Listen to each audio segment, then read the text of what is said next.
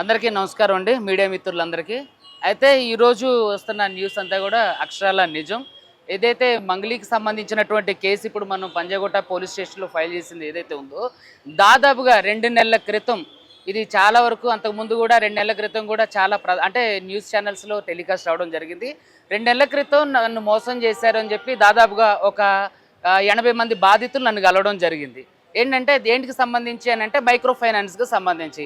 ఈ మైక్రో ఫైనాన్స్కి సంబంధించిన ఇష్యూ ఏంటి అని నేను లోతుగా తెలుసుకుంటే దాంట్లో సింగర్ మంగ్లీ వాళ్ళ తమ్ముడు శివ చౌహాన్ దీంట్లో ప్రధానంగా ఉన్నారని ఒక అంటే మా ఇన్వెస్టిగేషన్లో తెలిసినప్పుడు అసలు వివరణ కోరదాం, అసలు ఏంటి దీని వెర్షన్ ఏంటి, ఈవిడ ఏం చెప్తుంది, ఇందులో ఉన్నారా లేదని చెప్పి ఒక తెలిసిన మ్యూజిక్ డైరెక్టర్ గారి ద్వారా సింగర్ మంగ్లీని అప్రోచ్ అవ్వడం జరిగింది. మాట్లాడి అసలు ఏం జరిగింది, ఇట్లా చెప్పే బాధితుల దాంట్లో మీ పేరు కూడా వస్తుంది, మీరు కూడా ఇన్వాల్వ్మెంట్ ఉందని చెప్పి చెప్తున్నారు అన్నప్పుడు నాతో మాట్లాడినప్పుడు కొంచెం యారగెంట్గా మాట్లాడింది. మీకెందుకు సమాధానం చెప్పాలి, మీకు చెప్పాల్సిన అవసరం నాకు లేదు అని చెప్పేసి మాట్లాడుతూనే ప్రధాన నిందితుడు ఇందులో ఎవరైతే రమావత్ మధు ఉన్నాడో దాదాపుగా 150 నుంచి 200 కోట్ల స్కామ్ ఇది. ప్రధాన నిందితుడు ఎవరైతే రమావత్ మధు ఉండో వాడిని లైన్లో తీసుకొని ఇవిడ మాట్లాడించడం జరిగింది. తర్వాత నేను మాట్లాడేటప్పుడు కొంచెం ఆరోగెంట్గా జిగుప్సాగరంగా మాట్లాడినప్పుడు అసలు నేను ఫోన్ చేసింది ఏంటి, వివరణ అడగడం కోసం ఫోన్ చేసడం ఏంటి, ఒక సెంట్రల్ మినిస్టర్ పేరు చెప్పి కూడా నన్ను బెదిరించడం జరిగింది. సో బెదిరించినప్పుడు నేను దానికి ఏం భయపడలేదు. భయపడిన తర్వాత అసలు నేను వివరణ అడిగినప్పుడు మీరు ఎలా మాట్లాడేంటని చెప్పి అది క్లోజ్ చేసిన తర్వాత నేను ప్రెస్ని అందరినీ ఇన్వైట్ చేసి నా దగ్గర ఉన్నటువంటి ఆధారాలను మొత్తం కూడా ప్రెస్కి ఇవ్వడం జరిగింది, ప్రెస్లో చెప్పడం జరిగింది. తర్వాత ఈ సింగర్ మంగ్లీ, తర్వాత రమావత్ మధు, పాల్దియ భరత్ చౌహాన్, పాల్దియ శైలజ చౌహాన్, తర్వాత సింగర్ మంగ్లీ తమ్ముడు ఎవరైతే ఉన్నాడో శివ, అతని మీద కూడా కేసు ఫైల్ చేయడం జరిగింది కోర్టులో. అదేవిధంగా సివిల్ సూట్లు కూడా ఫైల్ చేయడం జరుగుతుంది. ఈ క్రమంలోనే అతని న్యూస్లోకి రావడం, తర్వాత కేసు ఫైల్ అవుతుంది అనడంతో పూజారి నాగేశ్వరరావు, అడ్వకేట్ పూజారి నాగేశ్వరరావు గారి ద్వారా మంగ్లీ అడ్వకేట్ మంగ్లీ గారు అడ్వకేట్ పూజారి నాగేశ్వరరావు గారు, తర్వాత డైరెక్టర్ వేణు ఉడుగుల గారు, వీళ్ళు నాకు ఫోన్ చేసి మనం కూర్చొని మాట్లాడదాం, ఈ విషయాన్ని డిస్కస్ చేద్దాం, దీన్ని కూడా దీన్ని ఎక్కువ పబ్లిసిటీ చేయొద్దంటే పూజారి నాగేశ్వరరావు గారు మా సీనియర్ అడ్వకేట్, నాకు బాగా పరిచయం. వేణు ఉడుగుల గారికి నాకు దాదాపుగా 2 సంవత్సరాల నుంచి మంచి అనుబంధం ఉంది. సో పిలిచినప్పుడు వెళ్ళాం. సరే ఏదో న్యాయం చేస్తా అంటున్నారు కదా, ఆర్బిట్రేషన్ చేయడం మంచిదే కదా. ఇప్పుడు ప్రధానంగా మనకి ఎవరైతే ఉన్నారో వాళ్ళకి న్యాయం జరగడం కావాలి తప్ప మనం కేసులు వేసుకుంటూ వెళ్తే లేట్ అవుతుందన్న ఉద్దేశంతో నేను ఎవరైతే బాధితులు ఉన్నారో బాధితులందరినీ తీసుకొని ఆయన పూజారి నాగేశ్వరరావు గారి ఆఫీసు పంజాగుట్ట ఎక్కడే ఉంటుంది అక్కడికి వెళ్ళడం జరిగింది. వెళ్ళినప్పుడు మంగ్లీ దాదాపుగా మంగ్లీకి తర్వాత పూజారి నాగేశ్వరరావు గారికి, వేణు ఉడుగుల గారికి సుమారు 4 గంటల పైనే చర్చలు జరిగినాయి అన్నట్టు. దీంట్లో మన మ్యూజిక్ డైరెక్టర్ సురేష్ బొబ్బిలి గారు కూడా యాడ్ అయ్యారు. సార్ తీసేయండి సార్ వీళ్ళంతా మాట్లాడేటప్పుడు ఏంటంటే డైరెక్టర్ వేణు ఉడుగుల గారి మీద కేసు అయింది అంటున్నారు. డైరెక్టర్ వేణు ఉడుగుల గారి మీద కేసు అవ్వలేదండి, ఆయన ఆర్బిట్రేషన్ చేశారు. ఆయన నాకు మంచి మిత్రుడు, ఇద్దరి తరపున అంటే ఒక సమస్యని సావధానంగా పరిష్కరించుకోవడానికి ఆయన ఒక అంటే మధ్యవర్తిలాగా ప్రవర్తించింది తప్ప ఆయన మీద కేసు లేదు. అయితే విషయం ఏంటంటే ఆ రోజు వచ్చారు, కూర్చున్నారు, మాట్లాడిన తర్వాత సార్ నన్ను క్షమించండి సార్, నా దగ్గర మీకు మెసేజెస్ కూడా ఉన్నాయి, ఆవిడ కాల్ చేసినవి కూడా ఉన్నాయి, అవి మీకు ఇస్తా ఇప్పుడు. సార్ క్షమించండి సార్, నేను తప్పుగా మాట్లాడే సార్, మిమ్మల్ని యారగెంట్గా మాట్లాడే సార్, క్షమించండి సార్, నా కేసులో నుంచి నన్ను బయటకు తీయండి సార్, నా పేర్లు తీసేయండి సార్, మీడియాలో టెలికాస్ట్ అయిన ఇంటర్వ్యూలు అన్నింటినీ కూడా డిలీట్ చేయించండి సార్ అంటే నేనన్నా అతను ఎవరు అని అంటే నాకు తెలియదండి. మరి అతను ఎవరో మీకు తెలియదు అంటున్నారు కాబట్టి మాతో పాటు కేసు వేయడానికి రండి, హైకోర్టులో కేసు ఫైల్ చేద్దాం, హైకోర్టులో కేసు వేద్దాం, తర్వాత బాధితుల పక్షాన్ని మీరు మాట్లాడడానికి రండి, బాధితులతో మాట్లాడి వాళ్ళ తరపున మీరు కేసు వేయడానికి రండి, మీరు ఏ తప్పు చేయలేదంటున్నారు కదా, మరి మీడియాలో మాట్లాడండి. ఎవరో ఒక చిన్న అబ్బాయి మీ మీద ట్రోల్ చేసిండని సిపి సర్జనార్ వరకు వెళ్ళి కేసు పెట్టి తన మీద ఎఫ్ఐఆర్ ఫైల్ చేసి కొట్టించేంత వరకు వెళ్ళిన మీరు మీ మీద ఇంత పెద్ద ఆరోపణలో 150 నుంచి 200 కోట్ల ఆరోపణలు వస్తున్నప్పుడు మీరు ఏ సంబంధం లేదంటున్నారు కదా, మీరు మాతో పాటు రండి, మాతో పాటు వస్తే మేము మిమ్మల్ని ఇక మీ మీద కేసు ఫైల్ చేయాలి, మీరు కూడా మాతో పాటు రండి, వాడి మీద కేసు వేయండి, మీ పేరు చెప్పి ఇన్ని డబ్బులు వసూలు చేసినప్పుడు మీరు కేసు ఏంటంటే నేను కేసు వేయలేను సార్, నేను కేసులు చుట్టూరు తిరగను సార్, అయిపోయి మీరు మాకు సపోర్ట్ చేయండి అంటే నేను సపోర్ట్ చేయలేను సార్ అని. అలాంటప్పుడు మేము కూడా మీకు ఏ సపోర్ట్ చేయలేమండి, ఖచ్చితంగా మీరు ఉన్నారు. డైరెక్టర్ మంగ్లీ ఎవరైతే ప్రధాన నిందితుడు దీంట్లో 150 నుంచి 200 స్కామ్ చేసినటువంటి ప్రధాన నిందితుడు ఎవరైతే ఉండో రమావత్ మధు, ఆ మధుకి మంగ్లీ వాళ్ళ చెల్లిని ఇవ్వడానికి నిశ్చితార్థం కూడా ప్లాన్ చేసుకున్నారు. సో అదేవిధంగా మంగ్లీ ఇప్పుడు శివ ఎవరైతే ఉండో మంగ్లీ తమ్ముడు, తను ఈ ప్రధాన నిందితుడు రమావత్ మధుతో కలిసి వాళ్ళ బిజినెస్లతో పాటు చూసుకున్నారు. చాలామంది బాధితుల నుంచి డైరెక్ట్గా డబ్బులు స్వీకరించారు. ఇవన్నీ నేను మంగ్లీ గారిని అడిగినప్పుడు ఆడెవడో మాకు సంబంధం లేదు, ఎవడో వచ్చి సెల్ఫీ అడిగితే ఇస్తాం, ఎవడో వచ్చే ప్రోగ్రామ్కి ఇన్వైట్ చేస్తే మేము వెళ్తాం, అంతే తప్ప ఆడెవడో మాకు తెలియదు. కానీ ఈ శివ ఎవరైతే మంగ్లీ తమ్ముడు శివ ఎవరైతే ఉన్నారో అతను ఇతనితో డైరెక్ట్గా ఉన్న ఫోటోలు వీడియోలు కూడా నేను మీడియాకి అంతకుముందు ఇచ్చడం జరిగింది. సో ఇవన్నీ జరిగిన తర్వాత నన్ను అక్కడ పిలిచిన తర్వాత డబ్బులు ఆఫర్ చేశారు. సో సార్ నాకేమొద్దు, బాధితులకు ఇచ్చేయండి. బాధితులు ఎంతైతే ఉన్నారో ఎవరైతే ఉన్నారో చాలా 100 నుంచి 150 కోట్ల స్కామ్ ఇది. నా దగ్గరకు వచ్చిన బాధితులు 9.5 కోట్ల నుంచి 10 కోట్ల వరకు ఉంది. సో ఈ 9.5 నుంచి 10 కోట్లు వాళ్ళకి ఇచ్చేసేయండి, నాకు మిగతా వాళ్ళతో నాకు సంబంధం, నా వరకు నా క్లయింట్లకు ఇచ్చేయండి, మేము వాళ్ళకి సెటిల్ చేసేయండి అంటే, లేదు అలా కుదరదు అని చెప్పేసి అన్నారు. ఆడెవడో నాకు తెలియదు అని అన్నారు. మరి ఆడెవడో నీకు తెలియదు అన్నప్పుడు నన్ను ఎందుకు పిలిపించారు మరి ఆర్బిట్రేషన్ కానీ? మంగ్లీ గారిని అడిగా, సార్ నా పరువు పోతుంది సార్, నాకు ఇబ్బంది అవుతుంది సార్. అరే మీకు ఇబ్బంది అవుతుందంటే మరి మీరు పోలీస్ స్టేషన్కి రండి, మాతో పాటు బాధితుల తరపున కేసు ఫైల్ చేయండి, బాధితుల తరపున మీరు నిలబడండి, మిమ్మల్ని దీంట్లో నుంచి మీరు ఏ తప్పు లేదని మేము ఒప్పుకుంటామంటే నేను అలా చేయలేను సార్ అన్నాను. సో ఇలా చాలా నాటకీయ పరిణామాల మధ్య ఇవన్నీ కూడా ఏం జరిగిందంటే, నాకు డబ్బులు ఆఫర్ చేసినప్పుడు నేను తీసుకోలేదు. సో మా క్లయింట్లను కూడా ఆ రోజు తీసుకెళ్ళిన వాళ్ళని కూడా బెదిరించడం జరిగింది.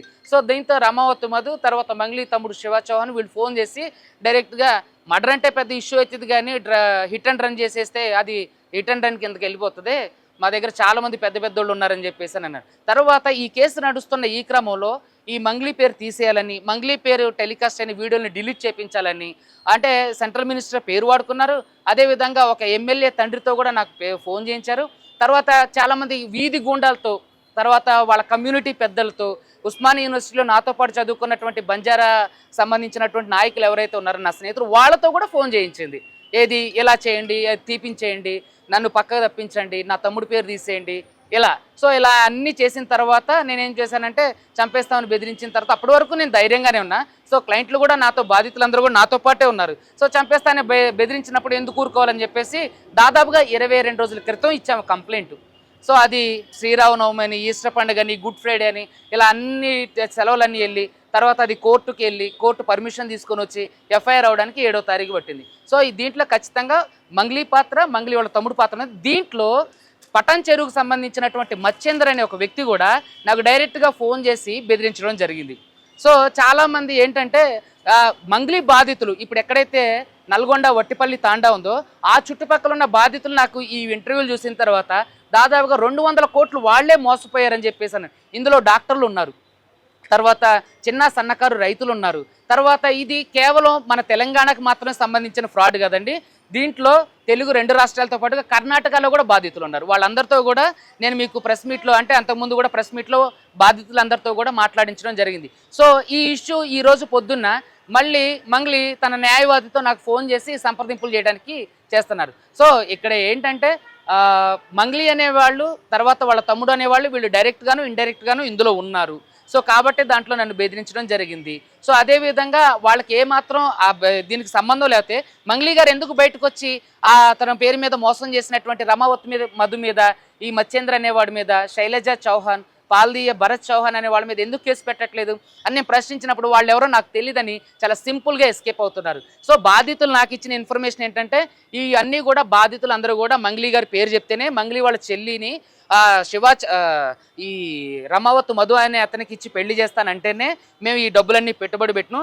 అదేవిధంగా బాధితులు దాదాపుగా 12-20 మంది మంగ్లీ వాళ్ళ కోకాపేటలో ఉన్నటువంటి అపార్ట్మెంట్కి వెళ్ళి కూర్చొని ఈ రమావత్ మధు అనే అతను వాళ్ళకి పార్టీ ఇచ్చింది, మంగ్లీతో మాట్లాడించమంటే మంగ్లీ ఇప్పుడు మాట్లాడదు, తర్వాత మాట్లాడతారని చెప్పింది. అవన్నీ ఈ వీడియోలు కూడా నేను మీడియాకి ఇవ్వడం జరిగింది. సో ఇక్కడ ఏంటంటే దాదాపుగా బాధితులు ఇచ్చే ఇన్ఫర్మేషన్ ఏంటంటే, మిర్యాలగూడలో ఒక హాస్పిటల్ ఇండైరెక్ట్గా మంగ్లీ రన్ చేస్తున్నారని, తర్వాత అచ్చంపేటలో ఒక ప్రైవేటు స్కూల్ని రన్ చేస్తున్నారని, తర్వాత కోకాపేటలో ఇప్పుడు ఒక పెద్ద పబ్బు కట్టబోతున్నారని, దానికోసం ఈ డబ్బులన్నీ సేకరిస్తున్నాం అని చెప్పారు. మరి బాధితులు మీరు ఎలా ఇచ్చారు అని అంటే, మేము ఇంపోర్ట్ అండ్ ఎక్స్పోర్ట్ బిజినెస్లో, తర్వాత ట్రేడింగ్ బిజినెస్లో, తర్వాత గోల్డ్ బిజినెస్లో, తర్వాత రియల్ ఎస్టేట్ బిజినెస్లో, తర్వాత సిమెంట్ ఫ్యాక్టరీలు కడతాను అంటే మేము పెట్టుబడులు పెట్టాం సార్. మరి పెట్టుబడులు పెట్టినప్పుడు మీరు ఎట్లా పెట్టుబడులు పెట్టారని అడిగితే, సార్ మాకైతే గోకుల్ నందన ఇండియా ఇన్ఫ్రా ప్రైవేట్ లిమిటెడ్ అనే ఒక కంపెనీ ద్వారా పెట్టుబడులు తీసుకున్నారు, దాంట్లో లాభాలు వచ్చేంత వరకు మీకు అధిక వడ్డీ ఇస్తామనేసరికి మేమంతా ఆశపడ్డాం సార్ అని చెప్పి దాదాపుగా నాతో చెప్పిన బాధితులు చెప్పారు. 80 మంది బాధితుల దగ్గర నుంచి దాదాపుగా 9.5 నుంచి 10.5 కోట్ల వరకు వసూలు చేశారు.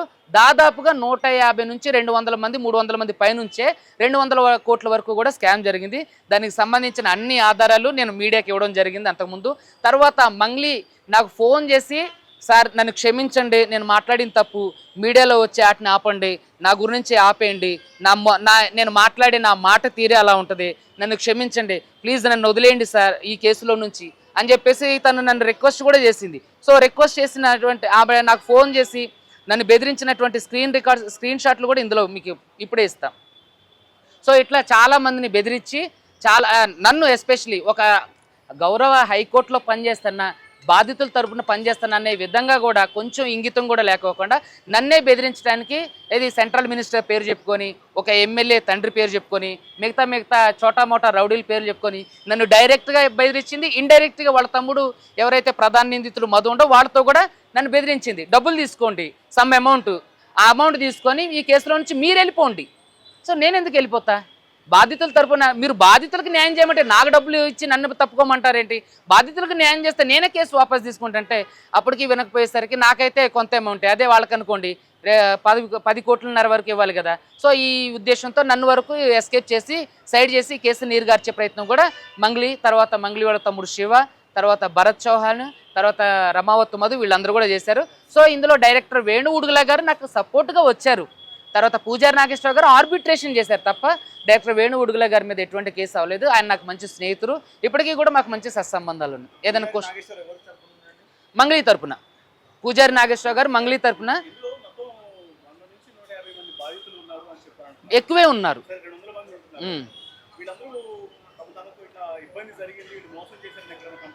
కంప్లైంట్లు చేశారు, ఎఫ్ఐఆర్లు కూడా ఉన్నాయి. డోన్లో చేశారు, ఆదోనిలో చేశారు, కర్నూలులో చేశారు, కర్ణాటకలో చేశారు, తర్వాత హైదరాబాద్లో అయ్యింది, తర్వాత పటన్ చెరువులో అయినాయి. తర్వాత ఎవరైతే ఈ రమావత్ మధు యొక్క వట్టిపల్లి తాండాకు సంబంధించిన రమావత్ మధు ఉండో రమావత్ మధుకు సంబంధించిన నల్గొండ ఏరియా అన్నిట్లో కూడా ఎఫ్ఐఆర్లు అయినాయి, చాలా ఎఫ్ఐఆర్లు అయినాయి, కంప్లైంట్లు కూడా అయినాయి.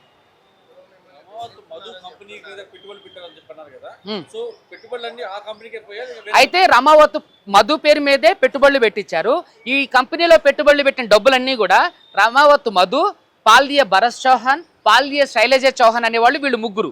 సో వీళ్ళు ముగ్గురు ఏంటంటే ఈ మత్స్యేంద్ర అనే పటాన్ చెరువు ఆయనతో కూడా కలిసి వీళ్ళందరూ ఏం చేశారంటే డబ్బులన్నీ కూడా వాళ్ళ దగ్గర బాధితులు చెప్పేది ఏంటంటే వీళ్ళకే వేశారు. వాళ్ళ దగ్గర బ్యాంక్ ట్రాన్సాక్షన్స్ ఉన్నాయి, ఫోన్పే, గూగుల్ పే ట్రాన్సాక్షన్స్ ఉన్నాయి, క్యాష్ ఇచ్చిన క్యాష్ రిసిప్ట్స్ ఉన్నాయి, వీడియోలు కూడా ఉన్నాయి. మరి వీళ్ళు ఎక్కడికి వెళ్ళి తీసుకెళ్ళి ఇచ్చారంటే వీళ్ళందరూ మంగ్లీ ఫ్లాట్లో కోకాపేట ఏదైతే ఉందో కోకాపేట ఫ్లాట్లో ఇచ్చారని చెప్పేసి చెప్తున్నారు. కొంత ఏమో ఈ రమావత్ మధు వాళ్ళ అమ్మ, వాళ్ళ అక్క, వాళ్ళ తమ్ముడు పేర్లతో చాలా వరకు బినామీ ఆస్తులు, ఏది బంగ్లాలు, తర్వాత 10 ఫార్చునర్ కార్లు, 2 ఓల్వో కార్లు, ఇలాంటివన్నీ కూడా బినామీ ఆస్తులు కొని పెట్టిండు. దానికి సంబంధించిన డీటెయిల్స్ ఉన్నాయి. ఈ రమావత్ మధు మీద, కొంతమంది మీద, ఈ పాల్దియ భరత్ చౌహాన్, శైలజ చౌహాన్ మీద సిబిసిఐడి కేసులు అయినాయని కూడా తెలుసు. తర్వాత ఏసీబీ కేసులు ఫైల్ చేస్తే హైకోర్టు నుంచి బెయిల్ తెచ్చుకున్నది కూడా ఉంది ఆధార్. లేదండి, ఇంతకుముందు జరిగిన ఇంటర్వ్యూలు అన్నిట్లో ఈరోజు ఇది బయటకు వచ్చిన తర్వాత మీరంతా పిలవడం ద్వారా వచ్చాం. చాలామంది ఉన్నారు, వాళ్ళు సోమవారం వస్తానన్నారు. అంతకుముందు కూడా ప్రెస్ మీట్లో మీరు చూస్తే బాధితులను దాదాపుగా 70 మందిని నేను ప్రెస్ మీట్లో పెట్టి మాట్లాడించిన వీడియోలు కూడా ఉంటాయి మీరు చూస్తే. మంగ్లీ ఎప్పటి నుంచి ఫినాన్స్ నడిపిస్తుంది అనే దాని గురించి నాకు స్పష్టత లేదు. కానీ బాధితులు మాత్రం 3 సంవత్సరాల నుంచి దీంట్లో పెట్టుబడులు పెడుతున్నారు. ఓకే, పెట్టుబడులు పెట్టిన వాళ్ళకి ₹1,00,000 పెట్టిన వాళ్ళకి అంటే 10,000 ఇంట్రెస్ట్, 5 లక్షలు పెట్టిన వాళ్ళకి 15,000 ఇంట్రెస్ట్ నెలకు. అంటే లక్షకి ₹15 నుంచి ₹12, ₹10 ఇంట్రెస్ట్ కూడా ఇచ్చారు.